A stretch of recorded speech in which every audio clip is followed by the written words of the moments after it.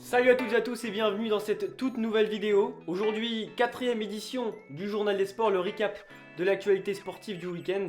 Alors au programme en football, en Ligue 1, Marseille ressort victorieux face à Nantes 3-1 avec des buts de Thauvin, Payet et Benedetto. Du côté du Paris Saint-Germain, le club est accroché par les Girondins de Bordeaux. Les Parisiens perdent du terrain au classement. 4 clubs sont à 2 points du leader, alors que Lille est accroché à Saint-Etienne. Lyon en profite avec une victoire 3-0 face à Reims. Au classement, le Paris Saint-Germain est leader avec 25 points. Et puis Lille, Lyon, Monaco et Montpellier qui suivent le Paris Saint-Germain à 2 points. Dans le ventre mou du classement, on retrouve Nice et Bordeaux en difficulté. Et puis en zone de relégation, Lorient, Strasbourg et Dijon. En Bundesliga, à 1 point du Bayern Munich avant la 9e journée, Dortmund échoue face à Cologne et se retrouve désormais à 4 points du tenant du titre. Alors que le Bayern Munich confirme son bon début de saison avec une victoire 3-1 face à Stuttgart, Leipzig profite du faux pas de Dortmund et de Leverkusen pour se hisser à la 2e place du classement. Au classement, le Bayern Munich est toujours leader avec 22 points et puis le RB Leipzig, comme je l'ai dit juste avant, en profite et se hisse à la 2e place. Leverkusen, Dortmund et Wolfsburg suivent les 2 premiers du classement.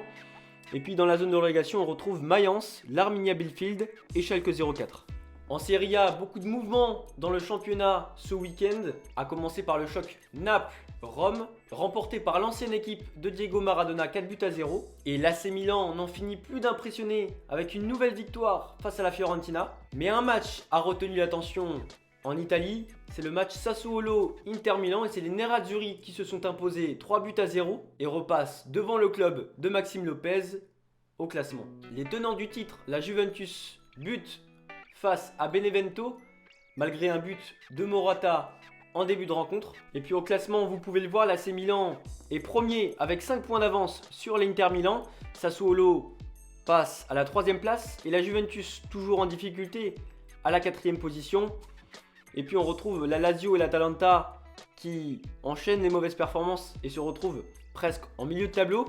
Et dans la zone de relégation, on peut retrouver le Torino, Genoa et Crotone. En Liga, le FC Barcelone remporte son match face à Osasuna et remonte à la 7e place du classement, tandis que le Real Madrid concède une défaite face à Alaves 2-1 et perd du terrain au classement. Le leader, la Real Sociedad, a accueilli Villarreal et a concédé le match nul. Mais malgré ce match nul, la Real Sociedad est toujours leader du classement avec l'Atlético Madrid à 1 point derrière. A noter que l'Atlético Madrid a 2 matchs de retard, donc le classement n'est pas encore figé. Le Real Madrid se retrouve 4e du classement. Et puis le FC Barcelone 7e, mais qui remonte petit à petit. Dans la zone de relégation, on retrouve le Celta Vigo, Levante et Huesca. Et puis enfin, dernier championnat de ce tour européen, en Première Ligue, festival de buts pour Manchester City qui plante 5 buts face à Burnley avec un triplé de Riyad Mahrez. Et puis pour Liverpool, c'est plus compliqué. Malgré un but de Diogo Jota, le tenant du titre concède le match nul face à Brighton. Dans la fiche de cette journée, Tottenham et Chelsea se neutralisent. Aucun but dans la rencontre. Et puis Manchester United l'emporte 3-2 face à Southampton grâce à une entrée fracassante d'Edinson Cavani. Une passe décisive pour Bruno Fernandes et un doublé de la tête. Au niveau du classement, pas de leader qui se détache avec Tottenham et Liverpool à égalité de points. Et puis Chelsea qui est à 2 points des 2 premiers du classement. Everton se retrouve 8e du classement après sa défaite face à Leeds. Et puis les 2 Manchester toujours dans le milieu du classement. Et que dire d'Arsenal qui a perdu face à Wolverhampton et se retrouve 14e du classement.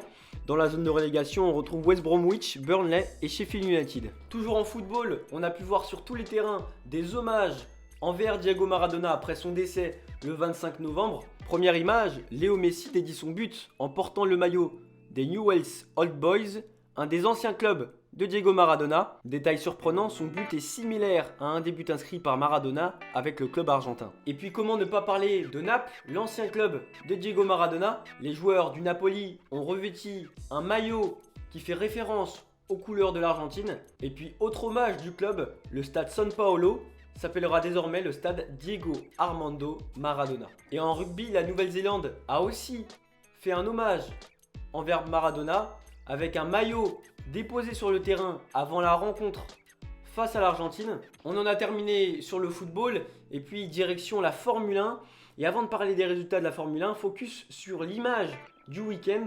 Dans ce Grand Prix de Bahreïn, on a pu voir Romain Grosjean, le pilote de l'écurie Haas, qui a failli perdre la vie lors du premier tour de ce GP. Au départ de la course, le pilote français s'accroche avec un autre pilote, Daniil Kvyat, au début de la course. Sa monoplace est envoyée dans le rail, sa voiture se coupe en deux parties et le réservoir d'essence explose. On voit Romain Grosjean rester dans les flammes pendant plus de 28 secondes. Un miracle qu'il soit encore en vie. Il ressort indemne de ce terrible accident avec tout de même quelques brûlures aux mains. Et on peut le dire, heureusement que le halo de sécurité mis en place par la FIA était là, sinon Romain Grosjean aurait très certainement perdu la vie. Au niveau des résultats, c'est Lewis Hamilton qui s'impose et qui signe la 95e victoire de sa carrière.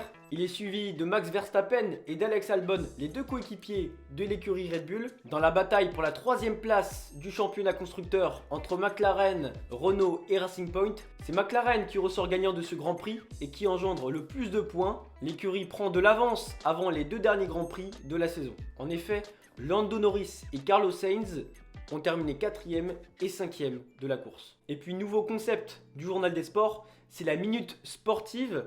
Et donc je vais mettre en avant plusieurs événements sportifs en l'espace d'une minute. En rugby, des hommages ont également eu lieu pour Christophe Dominici, ancien joueur du 15 de France décédé le 24 novembre dernier. Il a marqué le 15 de France de son empreinte et le monde du rugby ne l'oubliera jamais. En parlant du 15 de France, il s'est imposé 36-5 face à l'Italie lors de l'Autumn Champions Cup. Les Français affronteront l'Angleterre le dimanche 6 décembre. En top 14, La Rochelle devance Toulouse.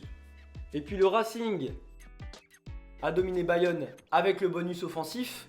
Et Agen est dernier avec un goal average de moins 233. En boxe, Tony Yoka a dominé l'Allemand Christian Hammer au point. Vendredi soir à Nantes, 100 à 89 pour les 3 juges. Pour la première fois, le Français a disputé 10 rounds pleins, mais il n'a jamais été inquiété. A noter que c'est sa 9e victoire depuis qu'il est passé professionnel. Et puis dernier sport, en ski alpin, Alexis Pinturo a remporté le parallèle à Lech en Autriche devant Henrik Kristoffersen ce vendredi. C'est la 30e victoire en Coupe du Monde pour le Français de 29 ans. Je vous remercie de m'avoir suivi dans cette vidéo du Journal des Sports et je vous donne rendez-vous en milieu de semaine pour une nouvelle vidéo autour de la vie de Diego Maradona qui est décédé la semaine dernière. Ça me tenait à cœur de parler de cette légende du football, de ce dieu, de cette personne de ce joueur qui était considéré comme un dieu. Et puis comme d'habitude, on se retrouvera en début de semaine prochaine pour un nouveau journal des sports. N'hésitez pas à lâcher un like si la vidéo vous a plu et à vous abonner si vous êtes intéressé par les contenus que je propose. Je vous souhaite une bonne semaine et on se retrouve pour la prochaine vidéo. Ciao!